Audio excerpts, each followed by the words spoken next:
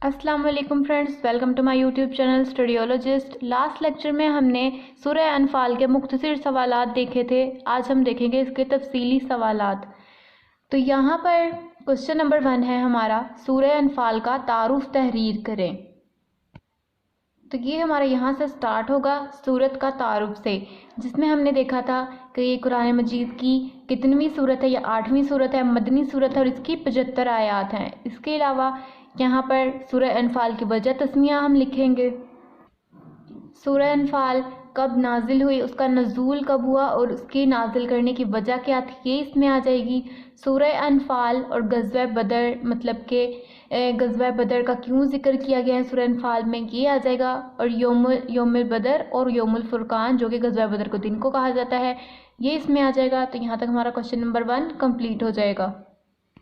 Next है हमारा question number 2, गज़वा बदर पर तफसीली मज़मून लिखें, या गज़वा बदर पर डिटेल नोट हमने लिखना है।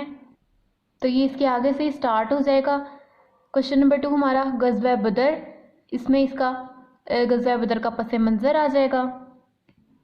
और अब्दुल्ला बिन आबी को जो ख़त लिखा था, वो ख़त का ज़िक्र इसमें आ जाएगा। अबू जहल की तरफ से जो धमकी दी गई थी हज़रत साद बिन मास को, वो लिखी जाएगी। और इस धमकी पर हज़रत सैयदना साद बिन मास का जो जवाब था वो आ जाएगा। फिर इस जंग के हालात व वाक़यात क्या थे और इस्लामी लश्कर की तैयारी किसने की, जिसमें हमने देखा था कि ये जो इस्लामी लश्कर की तैयारी थी वो हज़रत मोहम्मद सल्लल्लाहु अलैहि वसल्लम ने की थी। और इसमें 313 सहाबा इकराम शामिल थे, 70 ऊँट थे, 2 घोड़े थे और 60 जड़ें हमारे पास थीं। फिर आ जाएगा अबू सफियान की हिकमत अमली क्या थी और फैसला कुन मार्का कैसे साबित हुआ, ये गज़वा बदर का दिन। फिर लास्ट पे गज़वा बदर के नताइज क्या निकले, तो नतीजे में क्या निकला था, उसके 70 लोग जो थे वो मारे गए थे काफिरों के, और 70 अफराद गिरफ्तार हो गए थे।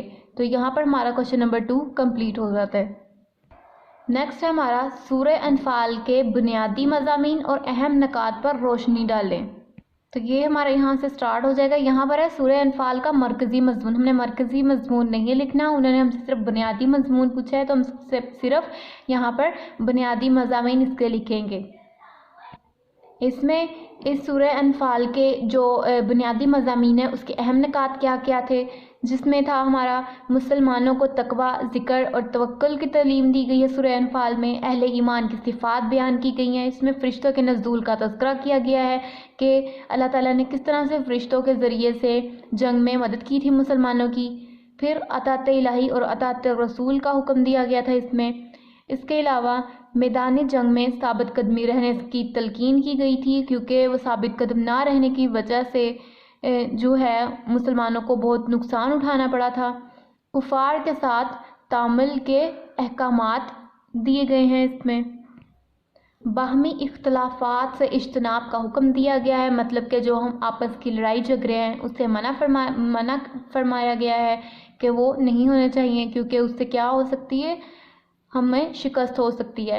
कुफार मक्का की आले फ़िरौन के किरदार से मुमासलत क्या थी। सुलह और जंग के कवानीन बयान किए गए हैं। इसके अलावा हिजरत मदीना और अल्लाह ताला की तदाबीर का जिक्र किया गया है। मुसलमानों को मदीना मुनव्वरा हिजरत करने का हुक्म दिया गया। और यहाँ पर हमारे कुछ इल्मी और अमली नकात आ जाते हैं जो हमने डिटेल से डिस्कस कर लिए थे। तो ये सारे इल्मी और अमली नकात हमारे आ जाएंगे। यहाँ तक हमारा क्वेश्चन नंबर 3 कंप्लीट हो जाएगा।